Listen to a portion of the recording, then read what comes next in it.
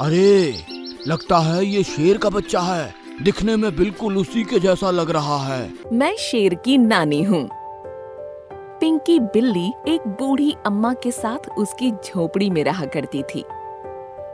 एक दिन उसका मन हुआ कि वो भी जंगल में जाकर नए जानवरों से मिलकर उनको दोस्त बनाए। बूढ़ी अम्मा दोपहर के टाइम थोड़ी देर सोया करती थी। तो एक दिन जब बूढ़ी अम्मा दोपहर में सो रही थीं, पिंकी जंगल की तरफ चली गई। वो पहली बार जंगल आई थी, इसलिए उसको जंगल की हरियाली और वहाँ का माहौल बहुत ही अच्छा लगा। इसी तरह टहलती हुई वो एक जगह पहुँची जहाँ कुछ जानवर खेल रहे थे। उन्होंने बिल्ली को देखा तो हैरान रह गए। अरे, लगता है ये शेर का बच्चा है। दिखने में बिल्कुल उसी के जैसा लग रहा है। नहीं नहीं, मैं शेर का बच्चा नहीं हूँ। मैं एक बिल्ली हूँ और मेरा नाम पिंकी है। हम बिल्लियाँ जंगल के बाहर गांव और शहरों में इंसानों के साथ रहती हैं। अच्छा, तो तुम जंगल में आज पहली बार आई हो। तभी हम सोच रहे थे कि हमने पहले तुमको कभी देखा नहीं। मैं जंगल के बाहर एक बूढ़ी अम्मा के साथ रहती हूँ। मेरा मन था कि जंगल आकर नए दोस्त बनाऊं। तुमने यहाँ आकर अच्छा किया पिंकी। हमें भी तुमसे मिलकर अच्छा लगा। चलो, तुम भी अब हमारे साथ खेलना शुरू करो। सुनकर पिंकी बहुत खुश हो गई और फिर उनके साथ खेलने लगी। दूसरी तरफ बूढ़ी अम्मा जाग चुकी थी और पिंकी को घर में न पाकर वो परेशान हो उठी। कहीं पिंकी जंगल में तो नहीं चली गई। अब तो रात भी होने वाली है। अगर अंधेरा होने से पहले उसको नहीं ढूंढा तो पता नहीं जंगली जानवर उसका क्या करेंगे। कहकर बूढ़ी अम्मा बिना अपनी जान की परवाह किए जंगल की तरफ चली गईं।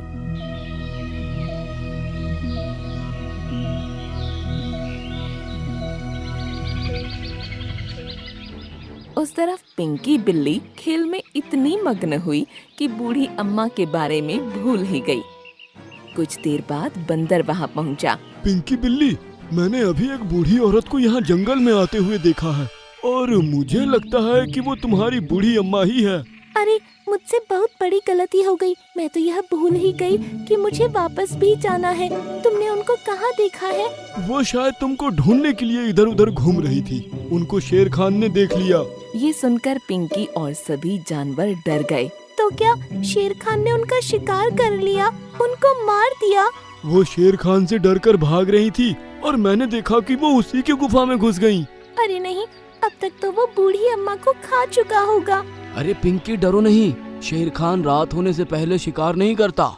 अगर वो उसकी गुफा में है तो वो रात होने से पहले उनके साथ कुछ नहीं करेगा। इसका मतलब है कि हम रात होने से पहले उनको बचा सकते हैं। लेकिन पिंकी, शेर खान हम में से किसी की बात मानकर किसी इंसान को जिंदा नहीं छोड़ने वाला। बहुत मुश्किल है। सुनकर पिंकी कुछ सोचने लगी, फिर सबसे बोली। आप सभी ने जब पहली बार मुझे देखा था तो शेर का बच्चा समझा था। बस अब मुझे समझ आ गया कि मैं अपनी नानी को कैसे बचा सकती हूँ। आप सब लोग मुझे बताओ कि शेर खान की गुफा किस तरफ है।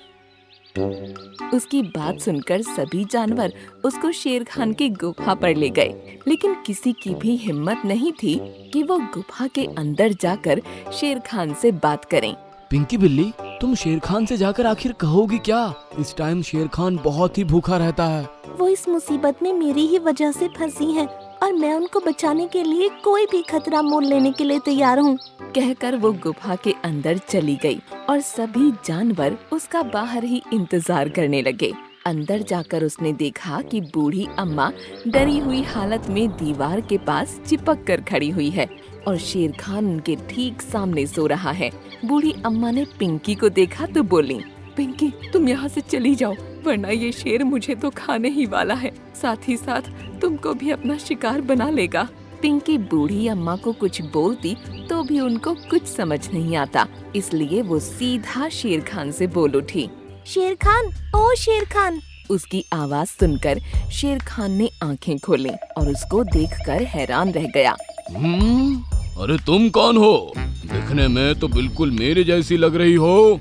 शेर खान, मैं बिल्ली हूँ, तुम्हारी नानी। क्या कहा तुमने? तुम मेरी नानी हो?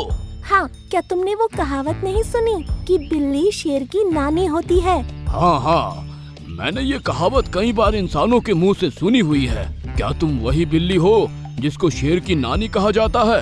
हाँ, सिर्फ कहा ही नहीं जाता बल्कि मैं सच में तुम्हारी नानी हूँ। सुनकर शेर खान खुश हो गया और बोला, अरे नानी जी, आप अभी तक कहाँ थी और आज अचानक कैसे आ गईं? तुमको पता नहीं क्या, बिल्लियाँ इंसानों के साथ गांव और शहरों में रहती हैं। लेकिन आज मेरा मन हुआ कि जंगल जाकर तुमसे मिलूं और जानवरों के साथ भी वक्त बिताऊं, इसलिए यहाँ चली आई। नानी जी, आप पहली बार मुझसे मिलने जंगल आई हैं, तो अब कुछ दिन रुक कर ही जाना। मैं आपको जंगल की सैर कराऊंगा और घुमाऊंगा भी। तुम बिल्कुल सही कह रहे हो शेर खान, लेकिन इस बार मैं अपने मालिक को बिना बताए आई हूँ, इसलिए नहीं रुक सकती। तुमसे मिलकर अच्छा लगा, अगली बार आऊंगी तो रुक कर जाऊंगी। ठीक है नानी जी, जैसा आपको सही लगे, जब मन करे चली आना। वो तो ठीक है, लेकिन तुम मुझे यह बताओ कि तुमने इस बूढ़ी कमजोर औरत को क्यों यहाँ रखा हुआ है? ये मैंने अपने आज के खाने के लिए रखी है। आज रात इसको खाकर मैं अपना पेट भरने वाला हूँ। बूढ़ी अम्मा को यह बात बहुत ही अजीब लग रही थी। उसको उनकी बातें समझ में नहीं आ रही थीं। वो टुकुर टुकुर उनको देखे जा रही थी। यह तुम क्या कह रहे हो शेर खान? तुम एक जवान शेर हो और यह कमजोर बूढ़ी औरत। एक बूढ़ी औरत का शिकार करोगे तो इसमें तुम्हारी इंसल्ट होगी। मैं घर वापस जाऊंगी तो अपनी सहेलियों को क्या बताऊंगी कि शेर खान, जो कि जंगल का राजा है, जिसकी मैं नानी हूँ, वो एक बूढ़ी कमजोर औरत का शिकार करता है। लेकिन नानी माँ, मैं अगर इसको आज नहीं खाऊंगा तो मैं भूखा रह जाऊंगा। किसने कहा कि तुम भूखे रह जाओगे? तुम जंगल के राजा हो और राजा एक जानदार जानवर का शिकार करता है, किसी बूढ़े का शिकार नहीं करता। तुम अभी के अभी इस बूढ़ी अम्मा को छोड़ दो। नानी अम्मा, वैसे तो आज तक मैंने किसी भी जानवर का कहना नहीं माना, लेकिन तुम मेरी नानी हो, इसलिए मैं तुम्हारे कहने पर इसको छोड़ रहा हूँ। कहकर शेर खान बूढ़ी अम्मा के रास्ते से हट गया और वो भी समझ गई कि शेर खान ने उसको छोड़ दिया है। वो तेजी से भागकर पिंकी बिल्ली के पास चली गई और उसको गोद में उठा लिया। अरे ये क्या नानी माँ, इसने आपको गोद में क्यों उठा लिया?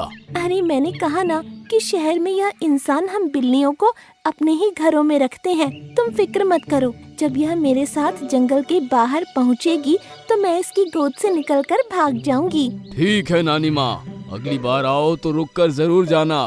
ठीक है शेर खान, मैं चलती हूँ। इतना कहकर वो चुप हो गई। बूढ़ी अम्मा समझ गई कि इन दोनों की बातें खत्म हो चुकी हैं, तो वो पिंकी को लेकर गुफा से बाहर आ गईं।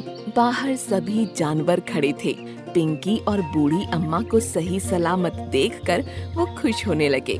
फिर पिंकी ने उन सबको सब कुछ बता दिया, तो उन्हें यह बातें सुनकर खूब मजा आया।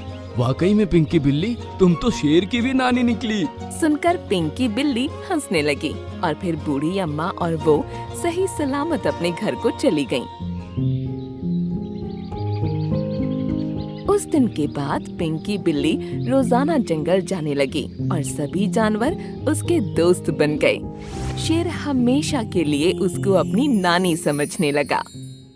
चलो अब हम सब खेलना शुरू करते हैं, लेकिन इससे खेलते कैसे हैं? मार्च का महीना था। बसंत का सुहाना मौसम चल रहा था। जंगल के सभी जानवर बहुत खुश थे और रोजाना तालाब के किनारे खेला करते थे। इसी तरह एक दिन हिरन, मोंटू बंदर और जंबो हाथी खेलने के लिए इकट्ठा हुए। उन्होंने देखा कि मोंटू बंदर के हाथ में एक बॉल थी, जिसके बारे में वे नहीं जानते थे। ये गोल गोल चीज क्या है? यार, मैं रोजाना एक ही गेम खेल खेल कर थक गया हूँ, इसलिए आज कुछ नया ट्राई करने का मन है। कह तो तुम ठीक रहे हो, अब मुझे भी नया गेम खेलने का मन है, वरना तुम लोग पकड़ा पकड़ी में इतनी तेज भागते हो कि हर बार मैं ही हार जाता हूँ। ये सुनकर सभी लोग हंसने लगे। अरे यार, मैंने एक बहुत मजेदार गेम ढूंढा है, ये देखो, इसको बॉल कहते हैं। मोंटू बंदर ने बॉल उछालते हुए कहा। अच्छा, तो इस बॉल के साथ हम कौन सा गेम खेल सकते हैं? अरे बहुत आसान और मजेदार गेम है। हम इस बॉल को एक दूसरे के पास करेंगे, लेकिन सिर्फ अपनी लात के जरिए। इसको किक मारकर, हाथ से पकड़कर नहीं। सुनकर सभी ने अपनी अपनी जगह ले ली और मस्ती करते हुए खेलने लगे। उनका शोर सुनकर एक कछुआ तालाब से निकला और उनके पास आकर बोला, तुम लोग तो बहुत मजे से खेल रहे हो, क्या मैं भी तुम्हारे साथ खेल सकता हूँ? सुनकर सभी खुश हुए और उन्होंने उसको भी अपने साथ खेलने के लिए हाँ कर दिया। अब कछुआ भी उनके साथ मस्त होकर खेलने लगा। काफी देर बाद उनको सामने से भालू आता हुआ नजर आया, जिसको देखकर सभी जानवर डर गए और बॉल झाड़ियों में चली गई। कछुआ भैया, जल्दी से पानी में चले जाओ, वरना भालू तुमको खा जाएगा। वो कछुओं से नफरत करता है। उसकी बात सुनकर कछुआ डर गया और तालाब की तरफ भागने लगा। लेकिन कछुए की चाल तो आप जानते ही हैं, वो बहुत ही धीरे चल रहा था और भालू की उस पर नजर पड़ चुकी थी। वह बहुत तेजी से वहां पहुंचा। यह देखकर कछुए ने अपने हाथ पैर गर्दन सब अपने खोल के अंदर ले लिए। उसको देखकर भालू ने कहा, एक कछुआ यहाँ पानी से बाहर, क्या ये तुम्हारा दोस्त है? नहीं नहीं, ये कोई कछुआ नहीं है। अच्छा, तो ये क्या है फिर? अरे भालू भैया, ये तो एक बॉल है। बॉल? वो क्या होती है? ये एक गोल गोल चीज होती है जिससे इंसानों के बच्चे खेलते हैं। मैं शहर में देखकर आया था, इसलिए हम भी यहाँ तालाब के किनारे ये गेम खेलने लगे। सुनकर भालू ने कछुए को गौर से देखा और कहा, तो ये एक बॉल है और तुम लोग यहाँ इससे खेल रहे थे?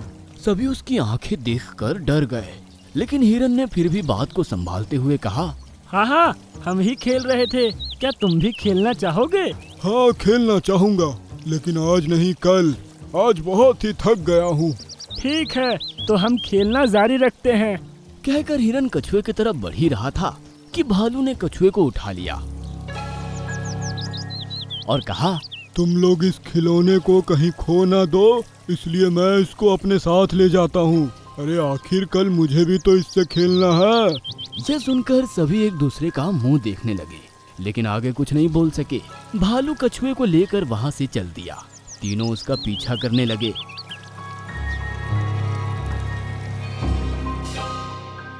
वह कछुए को अपनी गुफा में ले गया और उसे एक तरफ रखकर लेटकर आराम करने लगा। उसको सोता हुआ देखकर सबसे पहले हिरन धीमे कदमों से उसकी तरफ बढ़ा और वहां तक पहुंच गया।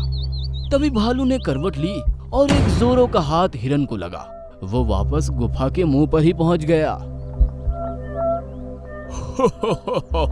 तुमसे नहीं हो पाएगा। अब कछुए ने अपनी गर्दन और हाथ पैर निकालकर सब कुछ देखा।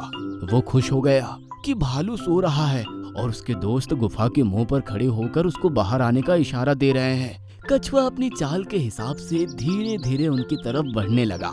जंबो हाथी ने उसको जल्दी अपने पास बुलाने के लिए अपने सूंड से उसको खींचना चाहा, लेकिन कछुआ तो नहीं उठा।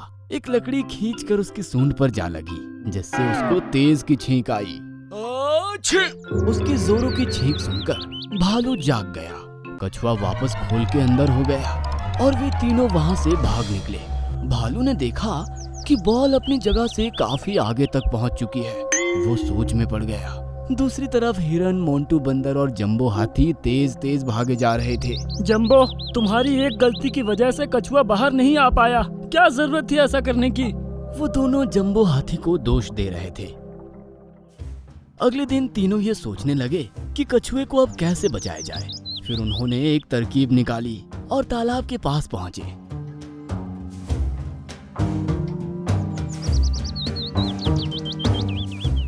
भालू शाम के टाइम कछुए को बॉल समझते हुए अपने हाथ में उछालता हुआ आ रहा था। उनके पास आकर वो बोला, चलो अब हम सब खेलना शुरू करते हैं, लेकिन इससे खेलते कैसे हैं? अरे ठीक इसी तरह जैसे अभी तुम इसको उछालते हुए हमारे पास लेकर आ रहे थे। हम एक दूसरे की तरफ इसको उछाल उछाल कर खेलेंगे। जिसके हाथ से कैच छूट गया वो हारा। उसकी बात सुनकर सभी थोड़ी थोड़ी दूरी पर खड़े हो गए और फिर एक के बाद एक कछुए को उछाल उछाल कर खेलने लगे। जब मोंटू बंदर के हाथ में कछुआ आया तो वो बोला, भालू भैया, मैं इस बार बहुत जोर से बॉल फेंकने वाला हूँ। आपको आउट करके ही रहूंगा, जरा संभल कर। ये सुनकर भालू और सावधान हो गया। वो बोला, हाँ हाँ फेंको। ये सुनकर मोंटू बंदर ने कछुए को इतना ऊंचाई पर उछाला कि वो भालू के सर के ऊपर से होता हुआ सीधा तालाब के पानी में जा गिरा। पानी को महसूस करके कछुआ खुश हुआ और अपने हाथ पैर बाहर निकालकर पानी के अंदर चला गया। सभी जानवर खुशी से झूमने लगे। ये देखकर भालू को कुछ समझ नहीं आया। वो सोचने लगा, इन पागलों की बॉल पानी में डूब गई और ये ऐसे खुश हो रहे हैं जैसे कोई बहुत ही अच्छी बात हो गई हो, हाँ?